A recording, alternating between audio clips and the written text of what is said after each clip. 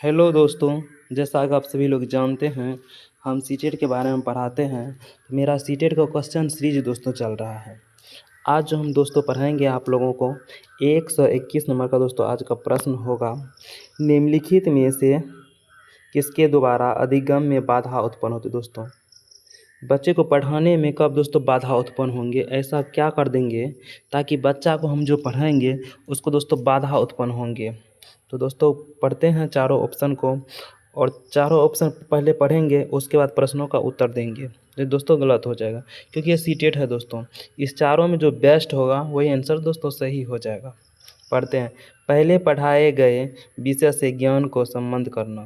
दोस्तों जो बच्चे को पहले पढ़ाए हैं, अगर उससे हम बच्चे को जोड़ कर पढ़ाएंगे तो बच्चे के लिए दोस्तों अच्छा हो जाएंगे। तो ये आंसर दोस्तों नहीं होगा। विद्यालय संस्कृति से विमुखता। दोस्तों आगे पढ़ते हैं। बहुसंवेदी उपागम को क्रियान्वयन। दोस्तों ये फायदा कर देंगे, ये दोस्तों आंसर नहीं होगा। रचनात्मक बाद पर आधारित शिक्षण शास्त्र। दोस्तों ये फायदा कर जाएंगे बच्चे को, ये बच्चे के लिए आवश्यक है, तो बच्चे के लिए भी दोस्तों आवश्यक है, बच्चे के लिए ये भी आवश्यक है। लेकिन जब भी विद्यालय संग विमुखता करेंगे दोस्तों ये निगेटिव है, और निगेटिव का भाई दोस्तों निगेटिव होता है। तो इसका दोस्तों सही आंसर 2 नंबर हो जाएंगे। 122 नंबर दोस्तों प्रश्न होगा। प्रगतिशील शिक्षा में दोस्तों पढ़ते हैं। पाठचर्या मानकीकृत होते नहीं दोस्तों, जहाँ मानकीकृत आएंगे दोस्तों उसको सबसे पहले दोस्तों काट देना है। बैठने की व्यवस्था पूरी तरह से तय होता है दोस्तों, नहीं। बैठने की व्यवस्था में दोस्तों समय में दोस्तों लचीलापन होता है। बच्चे को समय में दोस्तों छूट दिया जाता है। लेट दोस्तों सभी को हो सकता है, इसलिए दोस्तों टाइम फिक्स बच्चे को नहीं रखेंगे। पुस्तकें सीखने की एकमात्र स्रोत है, एकमात्र दोस्तों, इसलिए ये गलत है। तो दोस्तों इसका राइट आंसर दोस्तों 1 नंबर हो जाएंगे। ये सीखने का स्वरूप सामाजिक होता है दोस्तों प्रगतिशील कक्षा में। 123 नंबर दोस्तों प्रश्न होंगे।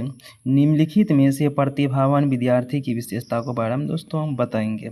प्रतिभावान विद्यार्थी तो वो होते हैं जिसको कहते हैं इंग्लिश में गिफ्टेड स्टूडेंट, जिसकी बुद्धि लब्धि 140 प्लस होते हैं।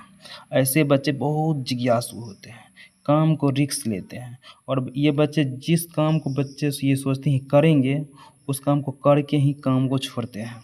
और ये बच्चे बहुत इंटेलिजेंट होते हैं, तेज होते हैं। ये धीमी समझ, ये गलत दोस्तों, गलत हो जाएंगे। जिज्ञासा कमी दोस्तों ये भी गलत हो जाएंगे। आसान कार्यों को चुनने की प्रवृत्ति, ये भी दोस्तों गलत। दोस्तों विद्यार्थी बहुत इंटेलिजेंट है, इसका दोस्तों राइट आंसर दोस्तों 3 नंबर हो जाएंगे।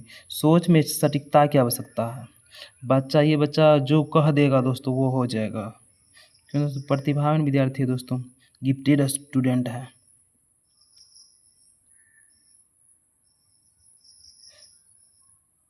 दोस्तों 124 नंबर दोस्तों प्रश्न है। निम्नलिखित में से कौन सा आंतरिक अभिप्रेरणा का स्रोत है। दोस्तों आंतरिक अभिप्रेरणा के बारे में दोस्तों सबसे पहले आप लोग जान लीजिए। आंतरिक अभिप्रेरणा दोस्तों किसके को कहते हैं। जब बच्चे अपने खुशी के लिए पढ़ेंगे, जब अपने बच्चे उत्साह के लिए पढ़ेंगे, जब बच्चे अपने मन से पढ़ेंगे, जब बच्चे अपनी रुचि के लिए पढ़ेंगे ना दोस्तों, उसको दोस्तों कहते हैं आंतरिक अभिप्रेरणा। तो दोस्तों प्रश्न को ऑप्शन पढ़ते हैं दोस्तों चारों। इसमें चारों में जो ऑप्शन दोस्तों सबसे बेस्ट हो जाएगा वही आंसर दोस्तों इसका राइट हो जाएगा। तो 1 नंबर ऑप्शन है, माता पिता द्वारा दंड से बचने के लिए दोस्तों अध्ययन कर रहे हैं। दंड से बचने के लिए दोस्तों अध्ययन कर रहे हैं दोस्तों, ये बाह्य अभिप्रेरणा के अंतर्गत आ जाते हैं। शिक्षक की प्रशंसा प्राप्त करने के लिए दोस्तों, शिक्षक है ना इसका इस स्टूडेंट को दोस्तों प्रशंसा करेंगे, तुम पढ़ने में बहुत तेज हो, तुम जैसा स्टूडेंट बहुत दुर्लभ से मिलते हैं, ऐसे ये नहीं दोस्तों। दोस्तों ये गलत हो जाएंगे, ये बाह्य अभिप्रेरणा दोस्तों हो गए। प्रतियोगिता जीतने के अध्ययन, प्रतियोगिता में यानी कि इसको टॉप लिस्ट में आना, इसलिए दोस्तों ये पढ़ रहा है दोस्तों। ये दोस्तों बाह्य अभिप्रेरणा के अंतर्गत दोस्तों आ जाते हैं। इसका राइट आंसर दोस्तों 2 नंबर हो जाएंगे। एक गतिविधि में रुचि के कारण अध्ययन, जब बच्चे रुचि के लिए पढ़ेंगे दोस्तों, ये दोस्तों बाह्य अभिप्रेरणा के अंतर्गत आते हैं। 125 नंबर दोस्तों प्रश्न है। किसी व्यक्ति की आनुवंशिकता, जो गुण हमको माता पिता से मिलते हैं और पीढ़ी दर पीढ़ी चलते हैं दोस्तों, उसी को आनुवंशिकता कहते हैं। से संबंधित कारक और पर्यावरणीय कारक, पर्यावरण का दोस्तों आस पड़ोस का माहौल हुआ, विद्यालय हुआ, पेड़ पौधे हुआ, पड़ोसी हुआ, वो सब दोस्तों पर्यावरण उसको कहते हैं। से संबंधित स्रोत डैश है दोस्तों। तो विकास पर कोई प्रभाव नहीं पड़ता है, बिल्कुल प्रभाव दोस्तों पड़ता है। ठीक है दोस्तों, एक सटीक तरीके द्वारा प्रयोग की जाने वाली विकास स्वरूप है। देखते हैं दोस्तों, कभी पारंपरिक नहीं होते हैं दोस्तों, न ही विकास पर प्रभाव डालते हैं दोस्तों। विकास पर किसी तरह का प्रभाव, विकास पर कम प्रभाव डालते दोस्तों, नहीं तो इसका दोस्तों राइट आंसर दोस्तों 2 नंबर हो जाएंगे। एक जटिल तरीके की पारंपरिकता द्वारा विकास को रूप देते हैं दोस्तों। जैसा बच्चे को माहौल देंगे ना दोस्तों, बच्चा वैसा ही बन जाएंगे। अगर 2 नंबर दोस्तों राइट आंसर है। आनुवंशिकता और माहौल बच्चे को दीजिएगा तो बच्चे पढ़ने में तेज हो जाएगा, इंटेलिजेंट हो जाता दोस्तों। 126 नंबर दोस्तों प्रश्न है, एक बालक अपना प्रारंभिक समाजीकरण का पाठ डैश से प्राप्त करते दोस्तों सबसे पहले बच्चा किसके संपर्क में आते हैं? तो आप लोग बोलिएगा दोस्तों परिवार के संपर्क में। तो परिवार में कौन सब रहते हैं? माता पिता रहते हैं दोस्तों। इसका राइट आंसर दोस्तों सी हो जाएंगे। विद्यालय के संपर्क में नहीं आते हैं, मीडिया के संपर्क, अखबार के संपर्क में नहीं आते हैं। राइट आंसर दोस्तों सी हो जाएंगे। 127 में दोस्तों प्रश्न है, जीन पियाजे के संज्ञानात्मक विकास सिद्धांत के अनुसार निम्नलिखित में से कौन सा चरण बच्चे वस्तु की वर्णित करने के लिए संकेतित सारे के, यानी कि बच्चे हैं ना वस्तु का है ना दिमाग में पिक्चर बना लेते हैं, फोटो बना लेते हैं। कब दोस्तों बना पाते हैं? पूर्व संक्रिया प्री ऑपरेशनल स्टेज में दोस्तों, जिसमें बच्चे को केंद्रीयता होते हैं और बच्चे में सोचता है सभी जितना भी दुनिया में जीव है ना सब सजीव है, जिसको दोस्तों जीववाद कहते हैं। इसमें दोस्तों जीववाद का गुण दोस्तों इसमें आते हैं। सेंसरी मोटर स्टेज, जब बच्चे अपने सेंस के माध्यम ऑर्गन्स के माध्यम के से जब वस्तु को ढूंढते हैं तो सेंसरी मोटर स्टेज दोस्तों एक में आते हैं। अब मूर्त में बच्चा है ना जो मूर्त वस्तु को देखकर उसके बारे में जानते हैं। मूर्त वस्तु के बारे में दोस्तों, कंक्रीट जिसको पकड़ सकते हैं, छू सकते हैं, जैसे ईंटा हुआ, पत्थर हुआ, दीवार हुआ, बेंच डेस्क टेबल कुर्सी, जैसे आम हुआ, जिसको दोस्तों हम छू सकते हैं उसको मूर्त वस्तु बोलेंगे। अमूर्त वस्तु जिसको किसको कहते हैं दोस्तों? जो कल्पना में होता है दोस्तों। इसका राइट आंसर दोस्तों 2 नंबर हो जाएंगे। 128 नंबर दोस्तों प्रश्न है, जीन पियाजे के अनुसार मस्तिष्क में ज्ञान की व्यवस्थित संरचना क्या कहलाती है? दोस्तों ज्ञान उसको कहते हैं जितना भी चीज़ हम बचपन से पढ़े हैं, देखे हैं, सुने हैं, सब कुछ एक तरह का ज्ञान ही है, उससे उस अनुभव ही आते हैं।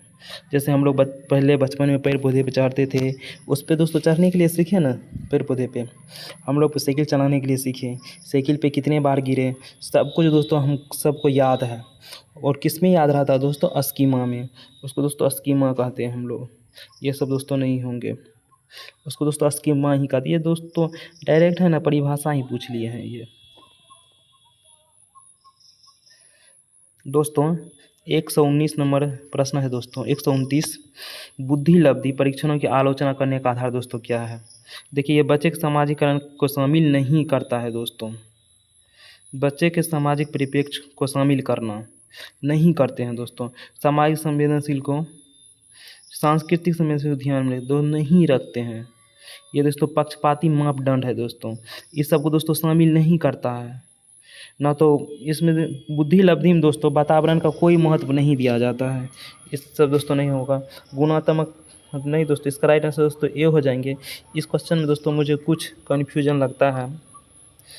बुद्धि लब्धि में दोस्तों इसमें पर्यावरण का दोस्तों इसमें कोई महत्व नहीं दिया जाता है, इतना समझ लीजिए। इसमें मुझे कुछ कन्फ्यूजन है, फिर भी इसका दोस्तों राइट आंसर 1 नंबर हो जाएंगे। 130 नंबर दोस्तों ये लास्ट प्रश्न है।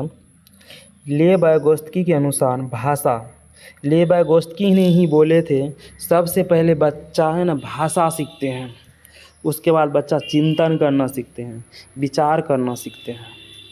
तो चिंतन में दोस्तों बाधक है भाषा? नहीं दोस्तों, भाषा चिंतन में मदद करते हैं, चिंतन को सुसाधित करते हैं। बिल्कुल दोस्तों सही बात है, ये चिंतन जो सोचते हैं उसको सुसाधित करते हैं। चिंतन से सुसाधित करने में कोई भूमिका नहीं निभाते हैं, बिल्कुल भूमिका निभाते हैं। का चिंतन कम प्रभाव नहीं दोस्तों, इसका दोस्तों राइट आंसर बी होंगे। मुझे आशा है कि आप लोग क्वेश्चन को अच्छे से समझ गए होंगे। जो क्वेश्चन दोस्तों नहीं समझे हैं उसको कमेंट्स में करके आप पूछ सकते हैं, कमेंट्स करिए। और वीडियो को दोस्तों मेरा सपोर्ट, मुझे दोस्तों सपोर्ट करें, चैनल को सब्सक्राइब करिए और वीडियो को दोस्तों लाइक करिए प्लीज़ दोस्तों।